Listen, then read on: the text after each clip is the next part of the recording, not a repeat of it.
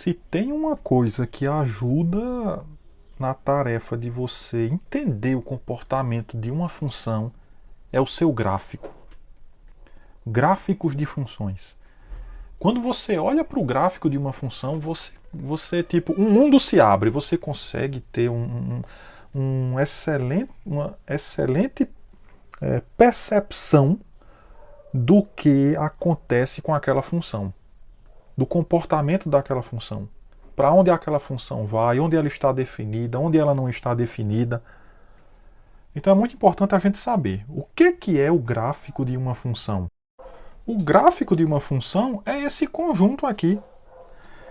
Isso aqui é um conjunto de pares ordenados, é um conjunto de pontos do plano cartesiano, onde a primeira entrada do teu par ordenado consiste justamente nos valores de entrada da função, e essa segunda coordenada são os valores de saída, ou variável independente e variável dependente.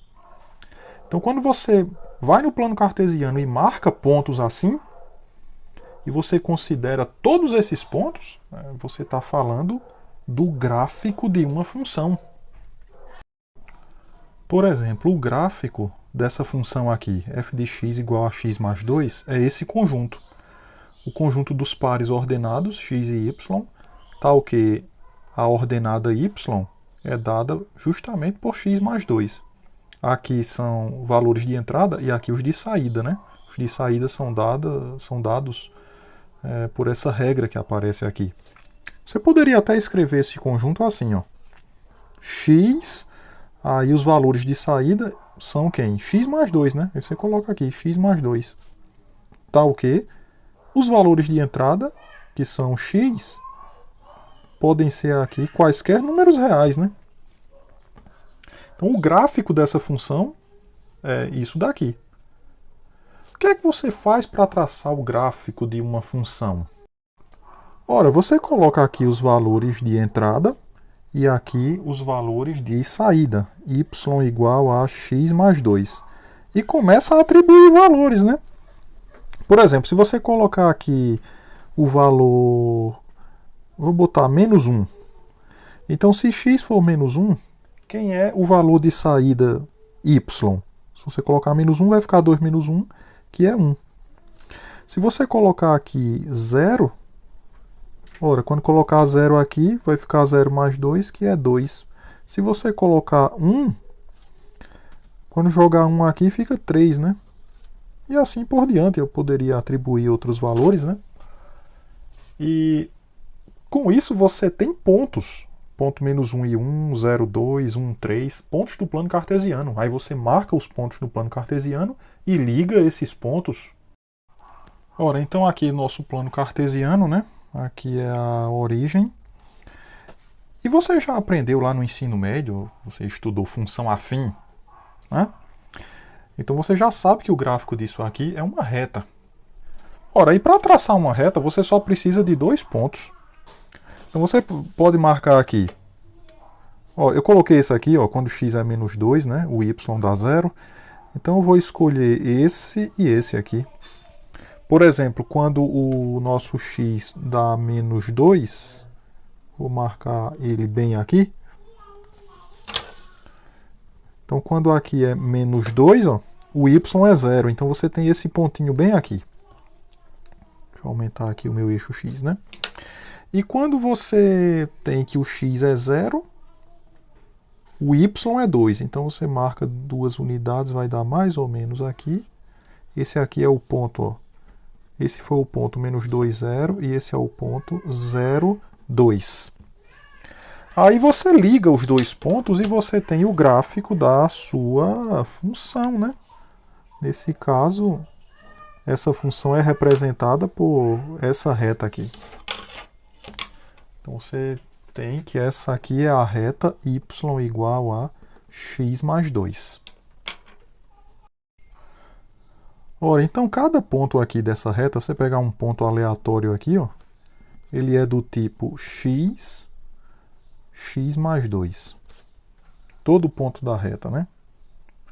Ele tem a segunda ordenada dada pelos valores de saída dessa função.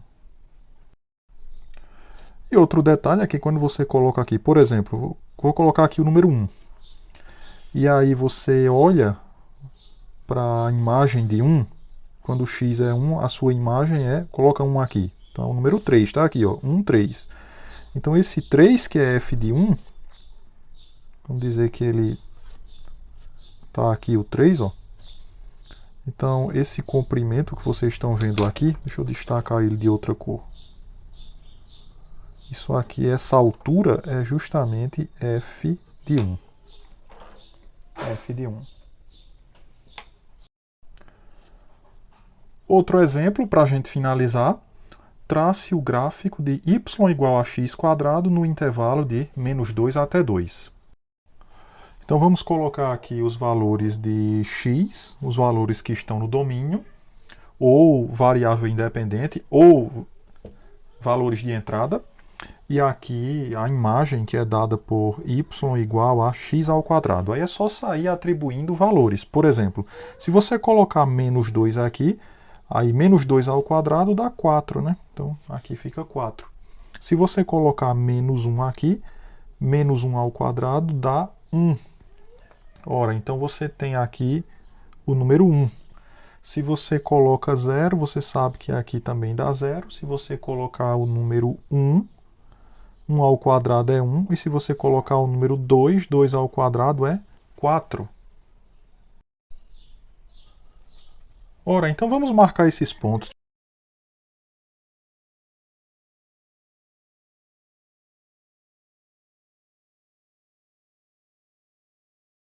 Ora, então é só você ligar todos esses 1, 2, 3, 4, 5 pontos no plano cartesiano, né? E está aí o gráfico dessa função. Certo, agora só que tem um detalhe. Você liga dessa forma porque alguém disse a vocês que o gráfico disso aqui é uma parábola. Porque, veja bem, eu poderia ligar isso de outra forma. Eu poderia ligar esses pontos aqui, 2 e 4, assim. Uma reta aqui. Por quê? Eu não poderia ligar assim. Ou então ligar esse aqui à origem assim, ó. O que me impede de fazer essas coisas malucas aqui? Por que não ligar esses pontos dessa forma para traçar o gráfico dessa função? Por que tem que ser nesse formato bonitinho aqui, o qual nós conhecemos como parábola? Alguém disse a você que tem que ser dessa forma. Mas por que dessa forma? São perguntas que o cálculo diferencial e integral pode nos ajudar a responder. Você pode até estar pensando algo assim. Então aqui você tem os pontos, os 5 pontos que eu fiz aqui no exemplo. Aí deixa eu colocar a parábola aqui para vocês. A parábola é essa, certo? Você liga os pontos de acordo com essa curva. Mas aí você diz, por que eu tenho que ligar dessa forma? Aí você pode argumentar comigo assim, não, você poderia colocar mais pontos. Coloque vários pontos, assim, um bem pertinho do outro. E quando você fosse fazendo todo esse cálculo e marcando esses pontos um bem pertinho do outro, aí esses pontos teriam o formato dessa parábola. Tipo assim, ó. Olha aqui, vamos colocar o ponto 1, 1, aí eu coloco um ponto bem pertinho do 1, 1. E faria isso em todos os outros pontos. De maneira que quando eu considerasse pontos próximos um dos outros, você teria o formato daquela parábola. Mas só que tem um problema com isso, né? Ó, eu vou dar uma aproximada aqui, ó. Eu botei aquele ponto bem pertinho, mas se você aproximar aqui, ó, será que eles estão tão próximos assim, né? Você poderia, do mesmo jeito, ó, ligar esses pontos assim, esses dois pontos, de uma forma aleatória. Por mais próximos que eles estejam, você pode dar um zoom e você não liga eles naquele formato bem bonitinho, né, da parábola. A questão é, por que que tem que ser daquele jeito, né? Por que que tem que ser uma parábola, uma curva bem bonitinha assim? Gente, essas questões, o cálculo diferencial e integral vai nos ajudar a responder esse tipo de questão. Por que que um determinado gráfico você tem que ligar os pontos de uma determinada forma? Fique comigo até o fim desse curso que você vai aprender isso. Um outro tipo de função muito importante no estudo do cálculo diferencial e integral é a função valor absoluto. Então nós definimos o valor absoluto de x como sendo x caso o x seja maior ou igual a zero e menos x se o x for estritamente menor do que zero. Bom, então como seria o gráfico desse tipo de função? Então você vai fazer ele em duas etapas, né? Primeiro, vamos relembrar que a função, vou colocar aqui do lado, né? A função y igual a x, todo mundo já conhece bem do ensino médio. É dada por essa reta que passa pela origem e é justamente uma bissetriz do primeiro e terceiro quadrante. E a função y igual a menos x é essa outra reta aqui, que também passa pela origem e é uma bissetriz do segundo e quarto quadrante. Ora, então para traçar o gráfico da função valor absoluto de x, a gente faz assim, né? Aqui o sistema cartesiano ortogonal. Veja que quando o x é maior ou igual a zero, o valor absoluto de x é x. Ó, x maior ou igual a zero, o gráfico dessa função é quem? É o gráfico de y igual a x. Ó. Então é essa reta aqui. Quer dizer que essa reta que está aqui compreendida para x maior do que zero, você vai colocar nesse gráfico bem aqui.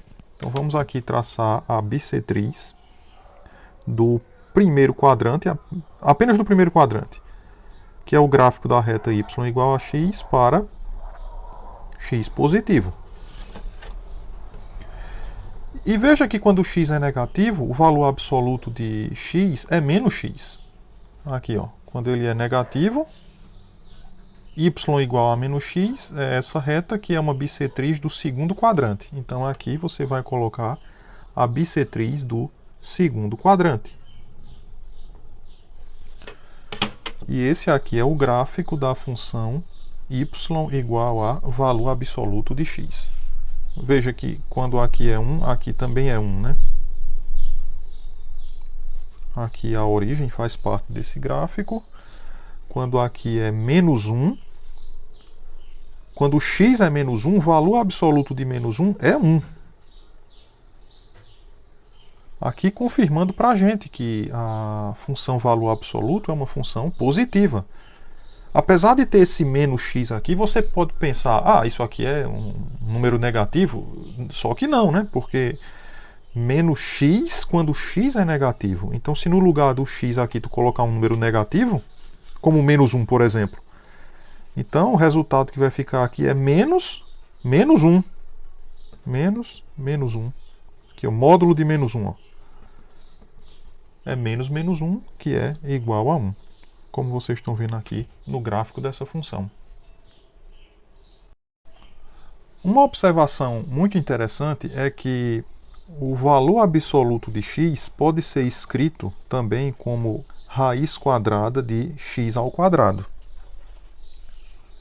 É aquela ideia que talvez você tenha de cancelar o quadrado com a raiz. Então, se tu tem raiz de alguma coisa ao quadrado, aí você cancela e sobra somente o x.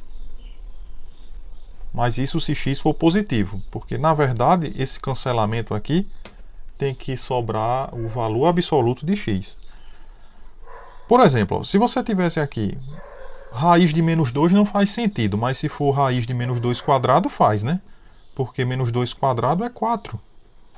E a raiz quadrada de 4 é 2. Então aqui, veja que quando você coloca um número negativo aqui, o que é que aparece aqui? Aparece o menos 2? Não, apareceu o módulo de menos 2. Isso aqui é módulo de menos 2. É claro que se fosse raiz de 2 ao quadrado, aí como 2 que está aqui nessa base já é positivo, né? Então, de fato, já dá o 2 que é módulo de 2, tá vendo? Então, de fato, a raiz, isso não é uma demonstração, é só uma verificação. Um fatozinho como esse a gente pode demonstrar, mas eu não vou fazer isso. Eu quero apenas que você tenha a percepção da veracidade disso aqui. O valor absoluto de x é raiz de x ao quadrado, certo? Então você não pode assim cancelar o quadrado com a raiz e dar um resultado x. Não, tem que dar valor absoluto de x. Uma outra coisa que pode aparecer com frequência é a questão de funções definidas por partes. Por exemplo, eu posso colocar aqui para você a função, vamos colocar assim, f de x igual a menos x, se o x for negativo, x ao quadrado, caso o x esteja entre 0 e 1, x maior ou igual que 0, x menor ou igual a 1. E vamos dizer que essa função é 1, caso o x seja maior do que 1. Isso aqui define essa função para todos os reais, né?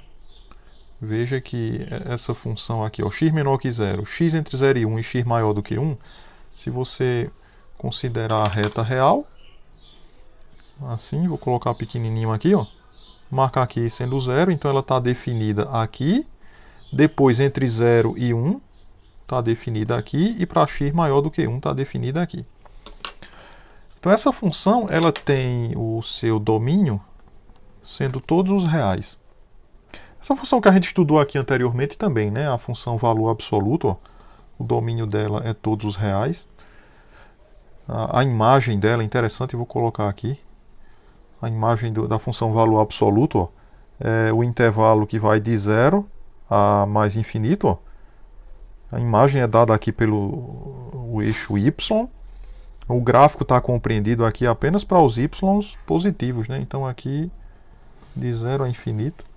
Mas enfim, essa função ela tem o domínio sendo todos os reais, e aí vamos ver como seria o gráfico dessa função. Aqui o plano cartesiano ortogonal, então essa função tem o seguinte gráfico. Veja que quando o x é menor do que 0, aqui os valores de x negativos, são esses que estão aqui à esquerda. A função ela é menos x. A função menos x está aqui, ó. Essa reta aqui de azul, né? Veja que para valores negativos de x, você tem essa reta que é a bissetriz do segundo quadrante. Então basta que você venha aqui no segundo quadrante, que são os valores de x negativos, e você traça essa reta bem aqui, ó. Vamos traçar agora. Agora, para valores de x entre 0 e 1, então aqui, entre 0 e 1, só nesse pedacinho aqui, você tem que f de x é x ao quadrado, que é uma parábola que a gente já viu aí nos exemplos anteriores. Essa parábola a gente sabe, ó, quando o x é 0, o valor do x ao quadrado é 0, e quando o x é 1, 1 ao quadrado é 1. Então ela passa por esse pontinho aqui, e a gente já sabe que isso é uma parábola, então nesse intervalo de 0 até 1, você vai e desenha o pedacinho da parábola. E quando x for maior do que 1, f de x é a função constante igual a 1. Então aqui, ó, a partir de 1, você tem que y é igual a 1. A partir do x igual a 1, x maior do que 1, o y é 1 o tempo inteiro. Veja, o tempo inteiro aqui, ó, se o x for 2 é 1, se o x for 3, ó, a imagem é 1, e assim por diante. A imagem dessa função, pelo gráfico, o gráfico é muito bom para você ver imagem, né? Porque veja que quem são os valores de y? Ou seja, variável, valores de saída. Quando você atribui qualquer valor x real, quem são os y correspondentes? Então veja que você só tem gráfico. Veja, a minha régua, ela está sempre atingindo, cruzando o gráfico da função. Ó. E ela está percorrendo todo o eixo y positivo. Ó. Então veja, começa aqui, ó. Começou aqui, e aí à medida que você vai subindo, ó, você sempre tem a minha régua cortando o gráfico da função, e isso acontece para todo y positivo. Se você descer aqui, veja que a régua não pega em ninguém, ó, do gráfico da função. Ela só tem interseção para y positivo. Quer dizer que a imagem dessa função f é o intervalo de 0 a mais infinito. São os valores de y que você obtém quando você varia o x nos números reais, que é o domínio, né? Nesse exemplo, nós vamos escrever uma fórmula para a função y igual a f de x, conhecendo o seu gráfico. Então, o que você tem aqui é o seguinte, ó. No intervalo de 0 até 1, você tem esse segmento. Isso aqui faz parte de uma reta, né? E de 1 até 2, tu tem esse outro segmento, que faz parte de outra reta. Então, basta que a gente, no intervalo 0, 1, descubra quem é a equação dessa reta, e no intervalo de 1 até 2, a gente vai descobrir quem é a equação dessa outra reta. Vale lembrar o seguinte, como é que você determina a equação de uma reta? Vamos lembrar aqui, lá do ensino médio, né? Então você tem uma reta qualquer, aqui, uma reta qualquer, e você tem o conhecimento de dois pontos dessa reta. Vamos dizer que esse primeiro ponto aqui é um ponto que eu vou chamar de x1, y1, e esse outro ponto aqui é um ponto x2, y2. Então, quem é a equação dessa reta? A gente aprendeu lá no ensino médio que essa equação é assim: y menos y1 igual a m vezes x menos x1. Então veja que ela passa, por exemplo, por esse ponto. Então aqui aparece as coordenadas desse ponto, ó, y1 e x1. E aparece esse mzinho, que é conhecido como coeficiente angular.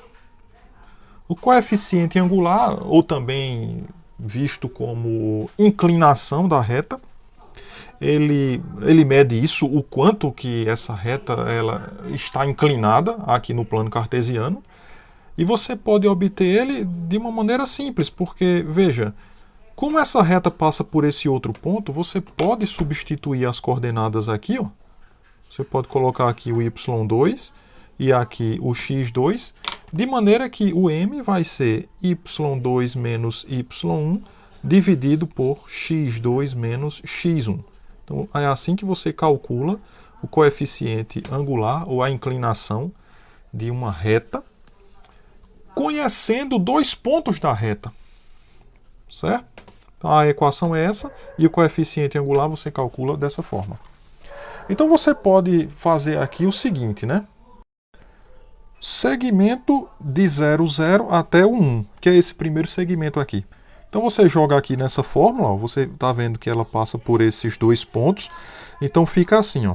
Deixa eu colocar a equação de novo aqui, né? É y menos y1 igual a m x menos x1, onde y1, x1 é um ponto da reta. Então aqui vai ficar y menos, vamos escolher esse ponto aqui. Então fica y menos 0 igual a m vezes x menos o x desse ponto, que é 0.